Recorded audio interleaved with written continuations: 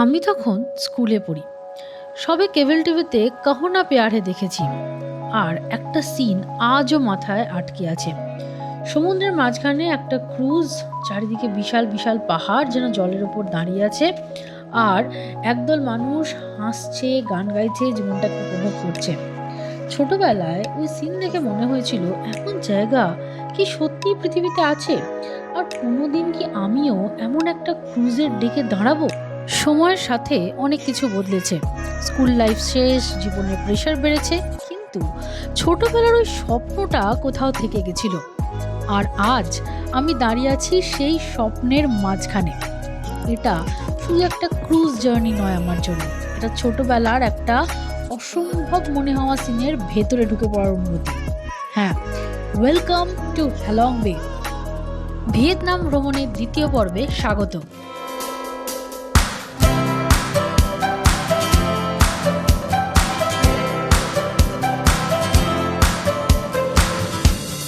Good morning from Hanoi. আজ ভিয়েতনামে আমাদের দ্বিতীয় দিন। আর আজ আমরা যাব হ্যালং বে ডে ট্রিপে। তো আর কোনো ওয়েট না করে চলো শুরু করি। কিন্তু সব থেকে আগে দরকার এখন ব্রেকফাস্ট করার। ওই আমাদের হোটেলেই যাবো ব্রেকফাস্ট করতে। আমরা যে হোটেলে আছি মানে হোটেল রাইজিং ড্রাগন, সেখানে কমপ্লিমেন্টারি ব্রেকফাস্ট আছে, বাফে ব্রেকফাস্ট। তো চলো দেখা যাক ব্রেকফাস্টে কী কী আছে। অর্ধেক জিনিসেরই আমি নাম জানি না, যেটা জানি সেটা হচ্ছে ব্রেড, আর এইখানে আছে হচ্ছে সসেজ অ্যান্ড চিকেন ফ্রাইড। ওকে, আচ্ছা, এখানে কর্নফ্লেক্স আছে সেটা বুঝতে পারছি, এটা তো পোচ। এগুলো কিছু ধরনের সালাড, সালামি, ফ্রুটস আছে, বয়েলড সুইট কর্ন আছে, maybe it is jam, then banana and orange, eggs, and that's it. আর এখানে চা, coffee. So this is the breakfast. একটা লোকাল কুইজিন দিয়েছি, মনে হচ্ছে রাইসের কিছু একটা আইটেম, আমি জানি না। এটা সসেজ আর দুটো ব্রেড, জ্যাম, দ্যাটস ইট। আমি আর কিছু লোকাল এখানে ট্রাই করছি না। আর আমি নিয়েছি, দেখো এখানে একটা এগ আছে, চিকেন, এটা একটা স্যালাড। এগুলো দিয়ে স্টার্ট করি, তারপর দেখা যাক আর কি হয়ে যায়। সো আমাদের ব্রেকফাস্ট করা হয়ে গেছে। আমাদের যে হোটেলের লবি, সেখানে আমরা ওয়েট করছি বাসের জন্য। এখান থেকে বাস আমাদের পিক আপ করবে 8:20 তো টাইম দেওয়া আছে। এবার দেখা যাক কখন পিক আপ করতে আসে। এই যে আমাদের বাস এসে গেছে, চলো আমাদের এবার উঠতে হবে।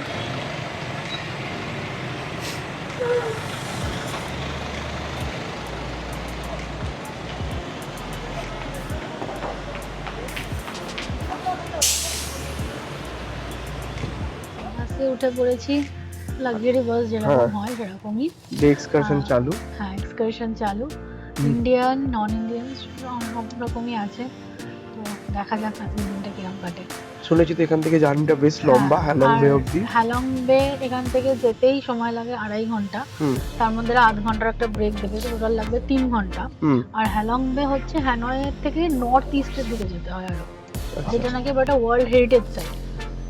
দেখা যাক, চলো এগোনো যাক। সাউথ ইস্ট এশিয়ার যে সমস্ত কান্ট্রিগুলো এখন ট্রাভেল ম্যাপে ভীষণভাবে উজ্জ্বল হয়ে উঠছে, তাদের সবচেয়ে বড় প্লাস পয়েন্ট কি জানো? Organised tourism. এই যেমন দেখো, বাসে ওঠার সাথে সাথেই আমাদের সমস্ত রকম ইনস্ট্রাকশনস দিয়ে দেওয়া হলো, এবং সবচেয়ে বড় কথা, আমাদের পার্সোনাল ডিটেলস নিয়ে নেওয়া হলো, যাতে যে কোনো এমার্জেন্সিতে আমাদের সাথে যোগাযোগ করা যায়। আর এতক্ষণ যিনি আমাদের এই ইনস্ট্রাকশনগুলো দিচ্ছিলেন, তিনি হলেন আমাদের ট্যুর গাইড। আমাদের পুরো দিনের ট্যুরের সাথে ইনি থাকবেন। হ্যাঁ, এটা একটা গ্রুপ ট্যুর, এবং প্রত্যেক গ্রুপ ট্যুরেই এরকম করে একজন ট্যুর গাইড এখানে প্রোভাইড করা হয়।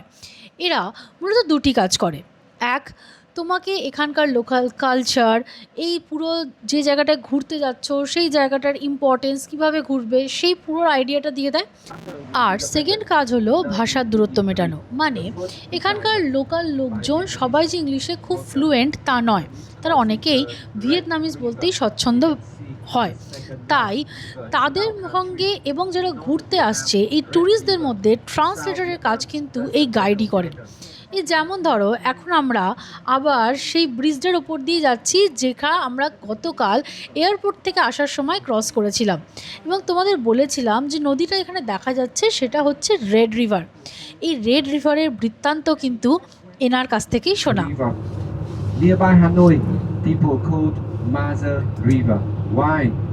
When the tide's up and down every season, we can explore and even relieve by this river. যাই হোক, অনেক তথ্য সংগ্রহ করা হয়ে গেছে। এবার এই হ্যানয় শহরের সিটি ভাইবটাকে পুরো নিজের মধ্যে সোক করে নিতে চাই, আর তার সাথে এই নতুন দেশের আবহে নিজেকে একদম নতুন ঢাঁচে ঢেলে ফেলতে চাই। আচ্ছা, এবার তোমাদের বলে দিই যে আমাদের প্ল্যানটা কি। আমরা আজকে যে যাচ্ছি এই হ্যালং বে ডে ট্রিপে, এটা আমরা বুক করেছি ট্রাভেল এক্সপ্লোরিয়ার সাথে, যাদের সাথে এই ট্রিপে আমাদের অনেক কিছুই করা আছে। পুরো ট্যুরটাই ওদের দ্বারাই অর্গানাইজ। তো আর এই হ্যালং বে ডে ট্রিপ হয়, আবার হ্যালং বে ওভারনাইট স্টে হয়, মানে দু ধরনের হয় এখানে। একটা রাফ হিসাবের একটা পার্থক্য বলছি তোমাকে, যদি তুমি ডে ট্রিপ করো তোমার সেটা শুরু হয় 4-5 হাজার থেকে। এবার তুমি যত লাক্সারি করতে চাইবে তত দাম বাড়বে, কিন্তু সেটাই যখন তুমি ওভারনাইট স্টে করবে সেখানে ক্রুজে, সেইটাই শুরু হয়ে যায় প্রায় তোমার 10,000, 15,000 এইরকম। তো সব কিছু দেখে দেখে আমাদের যা মনে হলো যে মানে ডে ট্রিপ করে একটা এক্সকারশন করে আসা is enough. Cost to value to money ratio সেটাতেই খুব ভালো। হ্যাঁ, শুধু একটা যদি তুমি ওভারনাইট স্টে করো ওখানে সানরাইজটাও দেখতে পাবে, আমরা শুধু সানসেটটা দেখতে পাবো। আর এবার যদি তুমি মনে করো যে আমি কোনো ট্যুর অপারেটর ছাড়া এগুলো নিজেও করতে চাই, দেখো সেক্ষেত্রে একটা এক্সট্রা হ্যাসেল থাকবে যে তুমি ফার্স্ট দিন এই ওল্ড কোয়ার্টার বা যেখানেই থাকো হ্যানয়তে, সেখানে এসে থাকবে। তার চারপাশে এরকম অনেক ট্যুর অপারেটর আছে, বা তুমি যে হোটেল বুক করছো সেই হোটেলও তোমায় করে দেবে। বাট সেক্ষেত্রে তোমার মাথায় একটা এক্সট্রা লোড নেওয়ারই ব্যাপারটা থাকবে বাইরের দেশে এসেও। তো আমরা সেটা আর নিইনি, তাই সেই জন্য আমরা ট্রাভেল এক্সপ্লোরিয়ারকে দিয়েই করেছি। আর কালকে আসা থেকে শুরু করে এয়ারপোর্ট থেকে পিক আপ, মানে সব কিছু হোটেলে রিসিভ, এভরিথিং এত স্মুথ হয়েছে আমাদের যে আমাদের খুবই কোনো ভালো। কিছু নেই, মাথায় ঘামতে হবে, আমরা জাস্ট ঘুরছি। That's it. এখন 9:20 মতো বাজছে, আমরা জার্নি স্টার্ট করেছি 1 ঘন্টা হয়ে গেছে। হ্যাঁ, আর এটা একটা জায়গা, এখন সমস্ত বাস এসে দাঁড়িয়েছে, ওদিকে দেখো সব বাস এখানে দাঁড়িয়েছে। এটা একটা শপিং কমপ্লেক্সের মতো জায়গা, যেখানে রেস্টরুমের ব্যবস্থা আছে, আর কিছু টুকটাক চা কফি যদি খেতে চাও তো সেইটার ব্যবস্থা আছে। তো এরপর 9:30 আবার বাস ছাড়বে। বাস ছাড়বে, আমাদের ঠিক 10 মিনিটেরই ব্রেক দেওয়া হয়েছে। এখন দেখো, কিছুক্ষণ আগেই ব্রেকফাস্ট করে এসেছিলাম বলে আমরা তো এখানে আর সেরকম কিছু কিনে খাইনি, এরপর বাসায় ফিরে গেছিলাম। কিন্তু কারোর যদি এখানে খাওয়ার ইচ্ছে হয় কিছু, তাহলে সে কিনবে কি করে? ইন্ডিয়ান কারেন্সি তো এখানে চলবে না। এখানে যেটা চলে সেটা হচ্ছে ভিয়েতনামিজ ডং। 1 টাকা ইন্ডিয়ান রুপিস ইকুয়াল টু 270 বা 80 ভিয়েতনামিজ ডং। আর এই কারেন্সি তোমরা এক্সচেঞ্জ করবে কি করে? সেক্ষেত্রে তোমরা চেষ্টা করো ভিয়েতনাম যাওয়ার আগেই ইন্ডিয়ান কারেন্সিটাকে ভিয়েতনামিজ কারেন্সিতে কনভার্ট করে ক্যাশ ক্যারি করার। হ্যাঁ, অনেকে ফরেক্স কার্ডও ক্যারি করে বা ক্রেডিট কার্ড দিয়েও পে করা যায়, বাট বেস্ট অপশন আমি বলবো ক্যাশ ক্যারি করা। আর এখন বলে দিই যে এই ক্যাশটা আমরা কোথা থেকে এক্সচেঞ্জ করেছিলাম। আমরা এক্সচেঞ্জ করেছিলাম ফায়ার ফরেক্স প্রাইভেট লিমিটেড নামক একটি এজেন্সির দ্বারা, এবং এদের সঙ্গে যোগাযোগ আমাদের ট্রাভেল এক্সপ্লোরিয়াই করিয়ে দিয়েছিল। তোমরা চাইলে এই ফায়ার ফরেক্সের সাথে নিজেরাও যোগাযোগ করতে পারো। আর এদিকে দেখো, তোমাদের সাথে কথা বলতে বলতে আমরা আমাদের প্রথম গন্তব্যের একদম কাছাকাছি চলে এসেছি, যেটা নাকি একটা পার্ল হারভেস্টিং সেন্টার। এই সেন্টারে ঢোকার সঙ্গে সঙ্গে এখানের একজন প্রেজেন্টার ম্যাডাম আমাদের সমস্ত বাসের যাত্রীকে এক জায়গায় জড়ো হতে বললেন, এবং হ্যালং বে পার্লের জন্য কেন বিখ্যাত ম্যাপ ট্যাপ দিয়ে একদম একটা ছোটোখাটো বক্তৃতা দিয়ে দিলেন। প্রায় মোটামুটি 11:30 মতো বাজছে, আমরা পোর্টের কাছাকাছি চলে এসেছি। এবার হ্যালং খুবই বিখ্যাত পার্লের জন্য, তো এইখানে প্রচুর অয়েস্টার চাষ হয়। তো এখানে একখানা কালচার সেন্টার আছে, সেখানে আমাদের এটা দেখাচ্ছে যে কিভাবে পার্ল বানানো হয়। গোটা বাসের গ্রুপই তার সাথে যাচ্ছে, আমাদের সবাইকে এরকম একটা ট্যাগ দেওয়া হয়েছে, সেই ট্যাগ নিয়ে আমরা এবার এগোচ্ছি। এই যে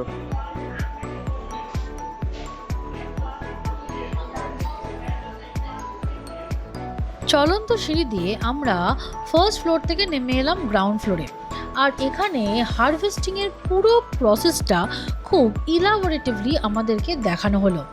প্রথমেই আমাদেরকে বোঝানো হলো যে ভিয়েতনামিজ পার্ল মূলত 3 প্রকারের হয়। একটা হোয়াইট পার্ল, দেখো যেখানে উপরে ছবি দেওয়া রয়েছে এবং দেখাচ্ছে আখোয়া। তারপরে হচ্ছে সাউথ সি পার্ল, যেটা কিনা গোল্ডেন পার্ল। আর তারপর তাহিতি, যেটা ব্ল্যাক পার্ল। আর গেস করতে পারো এর মধ্যে কোন পার্লটা তৈরি হতে সবচেয়ে বেশি সময় নেয়? ভাবছো তো ব্ল্যাক পার্ল? না, সবচেয়ে বেশি সময় নেয় গোল্ডেন পার্ল। যেটা 5 থেকে 10 বছর পর্যন্ত সময় লাগে। আর তার সাথে সাথে দেখানো হলো যে কোন পার্লের শেল কত বড় হয়। সবচেয়ে বড় যে শেলটা দেখতে পাচ্ছ সেটাই সাউথ সি অর্থাৎ গোল্ডেন পার্লের shell. and competing here as a long spreading because it's a long time culture from 4 to 10 years. এরপর উনি দেখাতে শুরু করলেন একটা লাইভ অয়েস্টারের মধ্যে কিভাবে পার্লের চাষ করা হয়। এই যে কাঠের পাটাতন্ত্রের উপর লাল লাল যেগুলো দেখছো সেগুলো হচ্ছে মেমব্রেন, আর ওনার হাতে থাকা এই লাল লিকুইডটা হচ্ছে একটা অ্যান্টিব্যাকটেরিয়া সলিউশন। মেমব্রেনটাতে সলিউশনটা লাগানো হয় আর তারপর মেমব্রেনটাকে প্লেস করা হয় ঠিক এইভাবে একটা অয়েস্টারের মধ্যে। তারপর সেটাকে তার উপযুক্ত সময় দেওয়া হয় পার্লটা ডেভেলপ করার জন্য। এরপর একটা লাকি ড্র টাইপের অ্যাক্টিভিটি করা হলো। এই জলের মধ্যে থেকে বলা হলো যে কোনো একটা লাইভ অয়েস্টারকে বেছে নিতে, তারপর তারা চেক করে বলবে যে এর মধ্যে কোনো পার্ল আছে কিনা। চলো দেখা যাক এই ভদ্রমহিলার কপালে কি রয়েছে। Reproductive organ of the oyster to get the pearl. And the name of this oyster is Apoya alpha-tuyas. You see?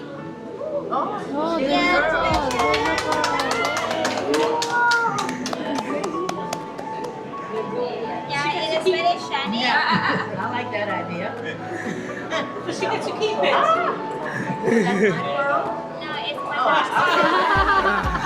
Just if we get lucky. You see it? It's very shiny, right? You can touch it.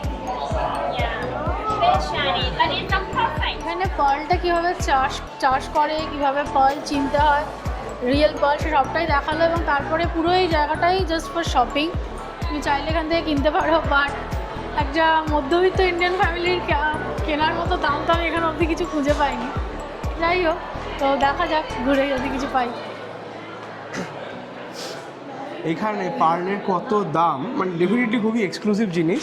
একটা ধারণা জিজ্ঞেস করছি, একটা পেন্ডেন্টের দাম জিজ্ঞেস করলাম, ওরা US dollar Vietnamese রুপিসে বললো, যেটা ইন্ডিয়াতে কত হচ্ছে প্রায় লাখে 5 লাখেরও বেশি। তো নট ফর আস ভাই, নো ওয়ে ফর আস। আর ঠিক আছে, মানে এলাম দেখলাম মজা করলাম চলে গেলাম, ওইটাই ঠিক আছে আমাদের জন্য। তারপরে গিয়ে চন্দনী পালসি ঠিক আছে আমাদের জন্য। Halong pearl is not for us. হলো আমাদের টাইম হয়ে গেছে, এবার আমরা বাসে ফিরে যাচ্ছি। এবার আমরা ডাইরেক্ট হ্যালং বের উদ্দেশ্যে যাব। এইখান থেকেই মোটামুটি হ্যালং বে দেখা যাচ্ছে রাস্তার পাশ দিয়েই। আর একটুখানি গিয়েই আমরা জেটি দেখতে পাবো, যে জেটিতে আমাদের জন্য দাঁড়িয়ে থাকবে একটা ক্রুজ। সেই ক্রুজে আমরা উঠবো, অ্যান্ড ক্রুজে উঠেই ফার্স্টেই হয়তো আছে আমাদের জন্য লাঞ্চ, তাই তো? তো আমরা একটা লাঞ্চ এনজয় করব। তারপরে আর- শুরু হবে ডে ট্যুর। হ্যাঁ, লাঞ্চ শুনেছি যখন লাঞ্চটা সার্ভ করা হয় সেই সময় নাকি ক্রুজ একটা খুব সুন্দর জায়গা দিয়ে ক্রস করে, অনেকটা কাহনা পেয়ারের সেটের মতো দেখতে। তো চলো দেখা যাক কি আছে। হ্যালং বের এন্ট্রেন্সের সামনে পৌঁছতেই আমাদের ট্যুর গাইড আমাদেরকে একটা করে পাস হাতে দিয়ে দিল, যেটা আমাদের ক্রুজ তথা আমাদের বাফে লাঞ্চের পাস। আর আমাদেরকে বলে দিল এই ব্লু ফ্ল্যাগ আর এই কিউট টেডি বিয়ারটাকে সবসময় নজরে রাখতে, ভিড়ের মধ্যে তাকে খুঁজে পেতে। সো পেয়ে গেছি আমাদের টিকিট নাও। এবার আমরা যাচ্ছি হ্যালং বে ক্রুজের উদ্দেশ্যে।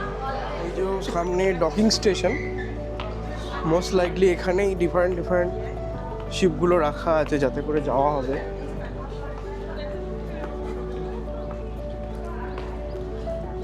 এতক্ষণ রোদ ছিল, আবার আকাশ মেঘলা হয়ে গেল। বাট এক্সাইটমেন্ট কি কমেছে? না, একদমই না। জাস্ট একটু টেনশন হচ্ছে যে সানসেটটা দেখতে হবে না। না হলে না হবে, যা হবে তাই হ্যাঁ। হবে। তো চলো এগোনো যাক। ওই যে সামনে ফ্ল্যাগ হাতে যিনি যাচ্ছেন উনি আমাদের গাইড। মোটামুটি যেখানে যেখানেই দাঁড়াচ্ছি এরকম শপিংয়ের জায়গা করা আছে, বিভিন্ন রকম dress, cap etcetera etcetera. But এই একই ব্যাপার, সব US ডলারের দাম। তো যার ফলে দামটা দেখে তোমার মানে হ্যাঁ। বেশ দামি মনে হবে। যার হয়তো ফলে ইউএস যখন বা ইন্ডিয়ান মানিতে ট্রান্সফার করা হচ্ছে দামটা অনেকটাই আসছে। যখন হয়তো যারা US বা ইউরোপ থেকে আসছে তাদের খুব সস্তা মনে হবে, হ্যাঁ, বাট আমাদের মনে হচ্ছে না, একদমই মনে হচ্ছে না। ক্রুজের সামনে পৌঁছানোর সাথে সাথে সবারই মোটামুটি হুড়োহুড়ি পড়ে গেল এই ক্রুজের একটা ছবি তোলার জন্য। আমরাও তার থেকে বাদ গেলাম না। আর ওদিকে গাইড ব্যস্ত হয়ে গেল আমাদের প্রত্যেকের নাম ধরে ধরে আমাদের সিট অ্যালোকেশন করে দেওয়ার জন্য।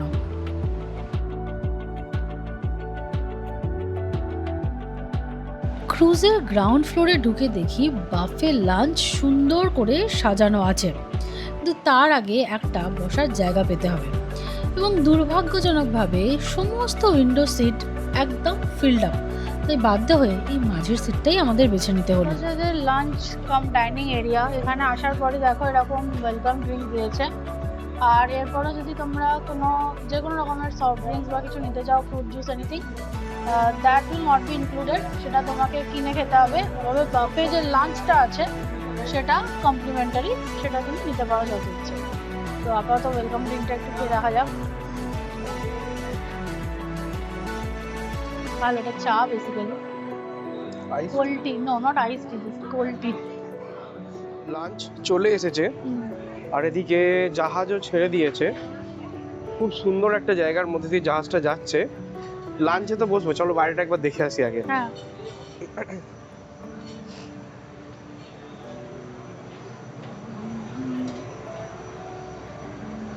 এই যে আকাশ যদিও মেঘলা আছে, তাও হ্যাঁ, এই হচ্ছে হ্যালং বে। এইগুলো সব লাইমস্টোনের হ্যাঁ, পাহাড়গুলো। চলো লাঞ্চটা করে নেওয়া যাক। হ্যাঁ,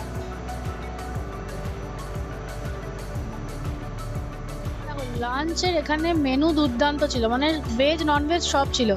ভেজ আইটেমের মধ্যে মেনলি ছিল salads, white rice, fried rice, veg fried rice, soup ছিল, মাশরুম কর্ন স্যুপ, আর টোফু ছিল, আর তারপর ছিল হচ্ছে একটা আলু গাজর দিয়ে তরকারি।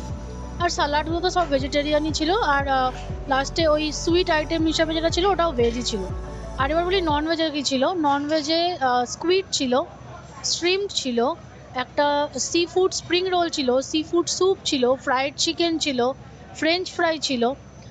তো এই সব কিছুর মধ্যে আমরা মেনলি খেয়েছি হচ্ছে সি ফুড স্প্রিং রোল, যেটা আমাদের খুবই ইউনিক লেগেছে, খুব ভালো খেতে ছিল। আর বাকি মোটামুটি ভেজ আইটেমই আমরা বেশি খেয়েছি, আর ফ্রাইড চিকেনটাও খেয়েছি, আর সুইট ডেজার্টটাও বেশ ভালো ছিল। সত্যি হ্যালং বে খুবই সুন্দর, এবং এমনি এটাকে ওয়ার্ল্ড হেরিটেজ সাইটের তকমা দেওয়া হয়নি। দেখো এরকম একটা উপসাগরের মধ্যে দিয়ে যাচ্ছি, আর তার মধ্যে এরকম লাইমস্টোনের পাহাড়, দুর্দান্ত লাগছে। চলো আর ওপরে যাওয়া যাক। পাখি উঠছে কিছু, আমার মনে হচ্ছে আমি কোনো হলিউডের সেটে চলে এসেছি। ভিয়েতনামের উত্তর পূর্বে অবস্থিত এই হ্যালং বে পৃথিবীর অন্যতম সুন্দর প্রাকৃতিক বিস্ময়, তাতে তো সন্দেহই নেই। প্রায় 1600 বেশি এইরকম চুনাপাথরের দ্বীপ আর সুউচ্চ পাহাড় সমুদ্রের মুখে মাথা তুলে দাঁড়িয়ে আছে। আর এই জায়গাটার নাম হ্যালং বে কেন, সেই কিংবদন্তিটা শুনলে তো অবাক হয়ে যাবে। হা লং কথাটার অর্থ হলো অবতরণকারী ড্রাগন। মানে এখানে বলা হয় যে একদল ড্রাগন নাকি নেমে এসে তাদের ছুঁড়ে ছুঁড়ে দেওয়ার রত্ন দিয়ে এই দ্বীপগুলো সৃষ্টি করেছিল। বেশ মজার না কিংবদন্তিটা? আর এই অসাধারণ প্রাকৃতিক সৌন্দর্য, রহস্যময় গুহা আর পান্না সবুজ রঙের জলের জন্য হ্যালং বে সমস্ত পর্যটকদের জন্যই একটা স্বপ্নের ঠিকানা। আমরা আমাদের ফার্স্ট স্পটে চলে এসেছি। এই জায়গাটার নাম হচ্ছে লুয়ান থানা। হ্যাঁ, এখানে দুটো অপশন আছে, যেটা ফ্রি। একটা হচ্ছে তুমি যদি কায়াকিং জানো তুমি কায়াকিং করতে পারো, অথবা তুমি ব্যাম্বু বোটে করে যেতে পারো। কায়াকিং আমরা যাই না, তাই ব্যাম্বু বোটে করেই যাচ্ছি। এছাড়া আরেকটা পেড এক্সপিরিয়েন্স হচ্ছে স্পিড বোট, সেটা আমরা নিইনি। তো আমাদের তো এখন আমরা লাইভ হ্যাঁ। বেস্ট কালেক্ট করতে যাচ্ছি, হ্যাঁ, সেখান থেকে আমরা তখন আমাদের যেতে হবে গেট নাম্বার 3। হ্যাঁ, সো আমরা লাইফ জ্যাকেট পরে রেডি। মোস্ট লাইকলি পরের বোটটাতে আমরা যাব। এই যে এইরকম দেখতে হয় বোটগুলো। ব্যাম্বু বোট বলছে বটে, বাট ব্যাম্বু দিয়ে বানানো তো নয়, তাই তো? মেবি ওই ধাঁচাটা ব্যাম্বু। ধাঁচাটা পাশের হতে পারে, দেখা যাক। আমাদের ব্যাম্বু বোট রাইড শুরু হলো। ওই যে ওপাশে যে ডকিং এরিয়া, ওখান থেকে স্টার্ট করেছি। ইনি আমাদের নিয়ে যাচ্ছেন। আর ওই যে সামনে যে কেভ আছে, ওই কেভ অবধি আমরা যাব। কেবের ভেতর দিয়ে যাবো। হ্যাঁ, এবার অনেক লোকজন কায়াকিংও করছে। এক্সাইটেড। হ্যাঁ, এই যে যারা কায়াকিং করছে, দেখো তোমার কায়াকিংয়ে এক্সপার্ট হওয়া দরকার এই কায়াকিং করার জন্য, otherwise it's not everyone's cup of tea. Halong বের এই ডে ট্রিপের প্যাকেজে যেটাতে আমরা এসেছি সেখানে মূলত 3টে অ্যাক্টিভিটি থাকে, যার মধ্যে প্রথম হলো এইটা, যেখানে তুমি এইভাবে বোটিং বা কায়াকিং করবে। এটা সম্পূর্ণভাবে ফ্রি, প্যাকেজের মধ্যে ইনক্লুডেড, এবং এর মেন অ্যাট্রাকশন হলো এইরকম চুনা পাথরের গুহার মধ্যে দিয়ে তোমার বোটটা পাস করবে। একটা অন্যরকমই উত্তেজনার অনুভূতি হয় এই সময়। আর এই ভিয়েতনাম ঘুরতে আসার যে ক্রেজ পর্যটকদের মধ্যে কতটা, তার একটা আঁচ এই হ্যালং বেতে এলেই পাওয়া যায়। সত্যি খুব ক্রাউডেড ছিল জায়গাটা, খুবই। আর পাহাড়ের গায়ে বা সমুদ্রের ধারে থাকা চুনাপাথরের গুহায় এর আগেও ঢুকেছি বটে, কিন্তু সাক্ষাৎ উপসাগরের মধ্যে এরকম চুনাপাথরের গুহায় ঢোকা আর এইভাবে স্ট্যালাকটাইটগুলোকে ঝুলতে দেখার অনুভূতি এই প্রথম। আর এরপর যখন এই গুহা থেকে বোটটা বেরোবে, যে ফার্স্ট ভিউটা পাওয়া যাবে সেটা জাস্ট অসাধারণ। Just look at it. কি আমাদের মতো তোমাদেরও মুখটা হাঁ হয়ে গেছে তো? হ্যাঁ, এই জায়গাটায় এসে তোমাদের মনে হবে যে আমাদের ডে ট্রিপের সমস্ত পয়সা এখানেই উসুল হয়ে গেল।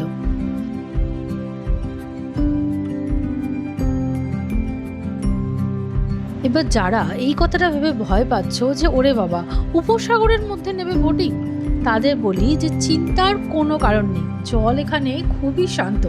দেখলে তো, অধিকাংশ বিদেশি পর্যটকই এখানে নিজেরাই বোটিং করছে, মানে কায়াকিং করছে। কাজেই একদম নিশ্চিন্ত মনে প্রকৃতিকে উপভোগ করার জন্য আর একটা নতুন রকমের অভিজ্ঞতা করার জন্য এই বোটিংটা কিন্তু কোনোভাবেই মিস করো না। এদিকে আমাদের বোট ততক্ষণ ফিরতির পথ ধরে নিয়েছে। আমার মনটা একটু খারাপ হয়ে গিয়েছিল। আমি বললাম সত্যি খুব কম টাইমের জন্য হলো কিন্তু এই বোটিংটা। তাতে আমার কর্তার রিপ্লাই কি শুনবে? फ्री के राइड में इतना ही मिलेगा। फ्री में इतना ही मिलेगा। আর তোমরা যদি এই কম টাইমের বোটিংয়ের আফসোস না করতে চাও, তাহলে এই যে রয়েছে স্পিড বোট, যেটা তোমাকে নিজের পকেট থেকে টাকা খরচা করে টিকিট বুক করে করতে হবে। এই রাইডটা অনেকক্ষণ ধরে হয়। তাহলে বোট রাইডটা কেমন ছিল? ভালো ছিল, যেটুকু ছিল 10-12 মিনিটেরই ছিল, বাট ভালো ছিল। বাট ভালো ছিল। তো এবার আমরা আবার ফেরত যাচ্ছি আমাদের ক্রুজে। হ্যাঁ, ওই যে সামনে দাঁড়িয়ে আছে স্কাই ক্রুজ। চলো এবার যাওয়া যাক ওদিকে।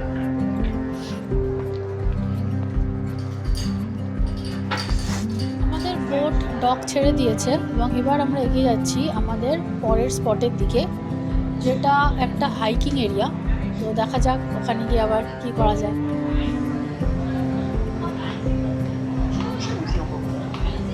তো আজ ডে ট্যুরের যেটা সেকেন্ড স্পট ছিল সেটা হচ্ছে একটা হাইকিং স্পট। সেখানে এখন এসেছি, মিতা আসেনি। তো এটাতে আমরা হাইক করে ওই ওপর অব্দি উঠবো। ওঠাটা চ্যালেঞ্জ নয়, বাট মার্চ মাসে এত ক্রাউড, দেখা যাক। এবার ভিয়েতনামে বেড়াতে এসে এই এত ভিড় আর লাইন দেখে যদি তোমাদের মনে হয় এটা ভিয়েতনাম না দুর্গাপুজোর শ্রীভূমির প্যান্ডেল, ট্রাস্ট মি, আমারও সেম মনে হয়েছিল। আর তখন এটাই মনে হচ্ছিল যে এরাও কি দড়ি ফেলে ভিড় বাড়াচ্ছে, নাকি এখানে সত্যিই এত লোক বেড়াতে এসেছে। তো সামনে এইখান থেকে শুরু হচ্ছে গুহা। এই জায়গাটা সত্যিই সুন্দর। সিঁড়িটা এইরকম, বেশ কিছুটা নিচে নামতে হবে, একটু কেয়ারফুলি নামাও দরকার এখানে। বাট এই যে একটা স্ট্যালাগমাইটের গুহা। এই ধরনের জিনিস কিছুটা আন্দামানে দেখতে পেয়েছি, ভাইজাগে দেখতে পেয়েছি।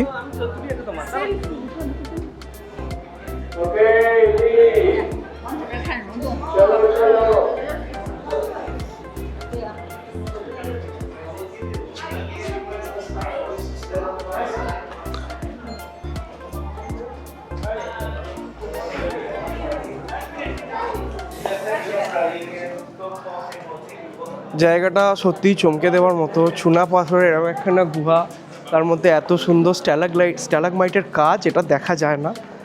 এবং যেরকম আগেও বললাম, বেশ কিছুটা জায়গা আন্দামানের মতো, মেঘালয়ের মতো বা ভাইজ্যাগের মতো লাগছে, ওখানেও এরকম জিনিস দেখেছি আমরা। আর এর মধ্যেই ফার্স্ট চেম্বার থেকে সেকেন্ড চেম্বারে যাওয়ার রাস্তাটা যেরকম দেখতে পাচ্ছ বেশ সরু এবং কিছুটা অন্ধকারও, তাই এখানে সবাইকেই নিজের ফোনের লাইট জ্বেলে এগোতে হয়েছে। এই যে এই সরু প্যাসেজটা পেরিয়ে আমরা এলাম সেকেন্ড চেম্বারে, যেটা বিশাল বড়। আরও অনেক স্ট্যালাকটাইট এবং স্ট্যালাগমাইটের কাজ এখানে দেখা যাচ্ছে। এর মধ্যে প্রমিনেন্টভাবে আমার চোখে পড়েছে এই হানিকম স্ট্রাকচারটা, আর তারপর ঘুরতে ঘুরতেই দেখতে পেলাম এইখানে রয়েছে দুটো বড় বড় সিঙ্কহোল। এগুলো কিন্তু অনেক জায়গাতেই দেখা যায় না।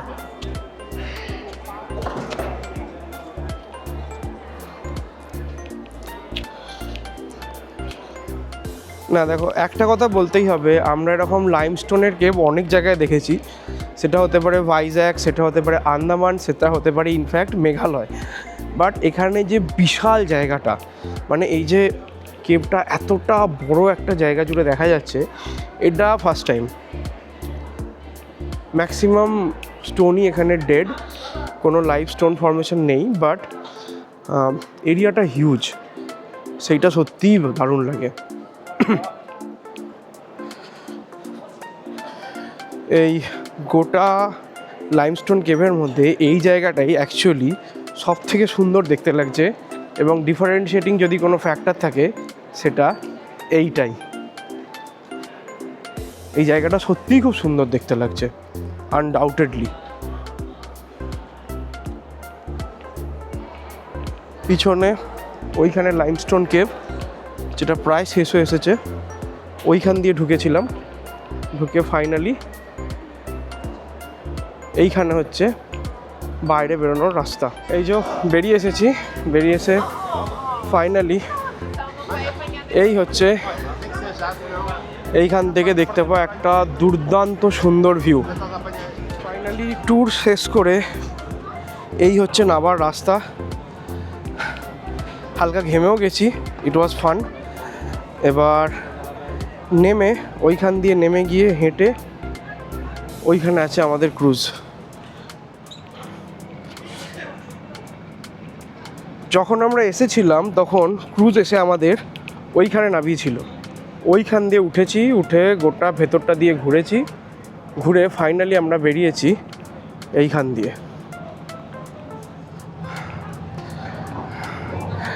এই হেঁটে যাওয়ার জায়গাটাও বেশ সুন্দর, সমুদ্রের হাওয়া দিচ্ছে, আর ওই যে ওইখানে আমাদের ক্রুজটা দাঁড়িয়ে আছে। কেভ ঘুরে এসে এই যে আমরা আমাদের জাহাজে পৌঁছে গেছি। স্টিপ স্টেপস এখানে, এবার ঠিক আছে।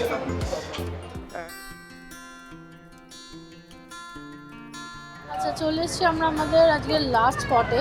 তো এইখানে একটা বিচ আছে ডান দিকে গিয়ে, ছোট বিচ, আর তারপরে হচ্ছে বাঁদিকে গেলে হাইকিং করার জায়গা আছে, যেখানে 450 সিঁড়ি উঠে উপরে যেতে হয়, এবার তারপরে অতগুলো সিঁড়ি নামতে হয়, যেটা করতে 8 ঘন্টা থেকে 45 মিনিট মতো লাগে। তো আমরা আজকে আর এটাতে যাচ্ছি না, কালকের জন্য একটু এনার্জি স্টোর করে রাখছি। ওকে, তো যেটা বলছিলাম বিচটার কথা, ওই দেখো ওইখানে রয়েছে ছোট্ট বিচ, ওই যে বলগুলো দেখতে পাচ্ছ, লোকজন জলে নেমেছে, ওইখানে একটু সুইমিং করা যায়। আর আপাতত আমরা এখন ডক এরিয়ার মানে ওপরটায় এসেছি, সেকেন্ড ফ্লোরটায়। আর এই যে আমাদের লঞ্চ আবার ছেড়ে চলে যাচ্ছে, 5:10 আবার এখানে আসবে, আবার সবাইকে রিসিভ করবে। এখন 4:30 বাজে। যারা নাবার তারা নেমে পড়লো, নেমে পড়ে তুমি এখানে বিচেও টাইম কাটাতে পারো, ওপরেও যেতে পারো, এবং তোমার কাছে সময় থাকছে মোটামুটি 30 থেকে 35 মিনিট মতো। তার মধ্যেই তোমাকে তোমাকে ঘুরে নিচে নেমে আসতে হবে, ওইখানেই ওয়েট করতে হবে, জাহাজ এসে তোমাকে আবার নিয়ে যাবে। আমরা যাচ্ছি না, তো লোয়ার ডেকটা তো দেখেছি, এখন আমরা আপার ডেকে এসেছি, চলো আপার ডেকটা একটু ঘুরিয়ে দেখে দেওয়া যাক। এই যে দেখো, আরও একটা জাহাজ এইভাবে এসে ভিড়ছে, এটাতে 3টে ডেক আছে। আর এই হচ্ছে জাহাজের আপার ডেক।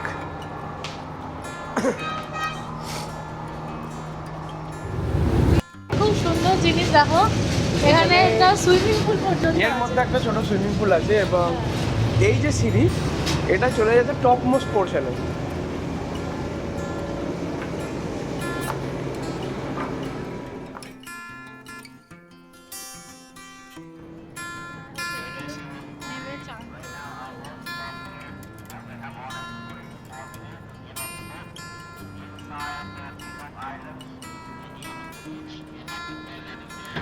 ওই যে ওই ওপরে হচ্ছে ভিউ পয়েন্ট। ওকে, আমাদের ক্রুজ এবার ফেরার পথে। আর এই যে দেখো ওই দূরে যে জায়গাটা দেখা যাচ্ছে, আকাশটা অরেঞ্জ অরেঞ্জ হয়ে গেছে, ওইখানেই হচ্ছে সানসেট। বাট আজকে এত ক্লাউডেড আকাশ যে আমরা এর চেয়ে বেশি সানসেট আর দেখতে পেলাম না। আর এখন এই পুরো টপ ডেকে হচ্ছে evening party with evening snacks.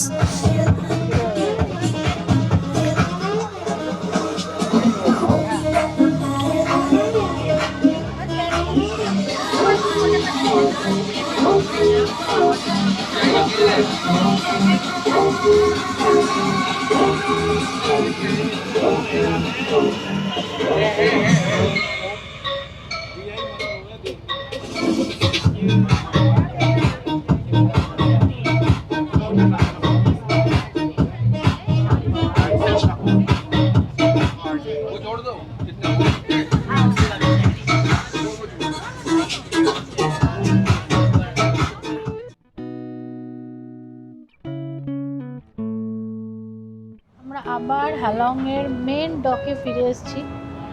আর এখন এই যে দৃশ্যটা দেখছি, আমার না সেই আবার ওই সিনেমাটার কথাই মনে পড়ছে, যেটা হংকংয়ে ফেলুদা টিন প্লেটের যিশু, সেই ফেলুদাদের যখন আটকে রেখেছিল একটা ডকিং স্টেশনে, সেই রকম দৃশ্যটার কথা মনে পড়ছে। যাই হোক, আর এখানে মোটামুটি সমুদ্রের মতো জায়গা বলে মেবি একটু ঠান্ডা, যেন আমি অনেকক্ষণ আগে থেকেই গায়ে স্টোল চড়িয়েছি। তো বেশ মজা করে কাটলো আজকের দিনটা। এবার বাসে ওঠার পালা। তো ক্রুজ থেকে নেমে এখন আমরা আবার ফেরত যাচ্ছি, সবাই ফেরত যাচ্ছে। দেখো অনেকগুলো ক্রুজই ফেরত এসে গেছে, আরও কিছু আসছে। এই যে সোজা ওদিকে যাব, ওখানে আমাদের এখন বাস বাজে আছে। হচ্ছে কটা এখন বাজে হচ্ছে 6:20। আমরা আবার বাসে ফিরে এসেছি। হ্যাঁ, আর এবার আমরা আবার ফিরে যাচ্ছি হ্যানয়তে। বলছে যেতে যেতে রাত 9টা বেজে যাবে। হুম, তো আজকে তো আর শরীরে এনার্জি নেই, যাবো হোটেলে ঢুকবো আর বিছানায় শোবো, হ্যাঁ। That's it. রাত 9:45 বাজছে, আমরা হ্যালং বে থেকে হ্যানয়তে ফিরে এসেছি। আর আমাদের হ্যানয় দ্বিতীয় দিনের অভিজ্ঞতা শেষ হচ্ছে এখানে। কেমন লাগলো সেটা কমেন্টে অবশ্যই জানিও। যদি ভালো লাগে তাহলে ভিডিওটা লাইক করো আর বন্ধুবান্ধবের সাথে শেয়ার করো। আমাদের চ্যানেলে নতুন হলে বা আমাদের ভিডিও যদি ভালো লাগে তাহলে প্লিজ আমাদের চ্যানেলকে সাবস্ক্রাইব করো। আর হ্যানয়তে এসে আমাদের প্রথম দিনের অভিজ্ঞতা যদি দেখতে চাও সেটা পেয়ে যাবে এই ভিডিওতে। এই পুরো সিরিজটাকে ফলো করতে পারো এই প্লেলিস্টে। খুব শীঘ্রই সবার সাথে দেখা হচ্ছে নিনবিনে।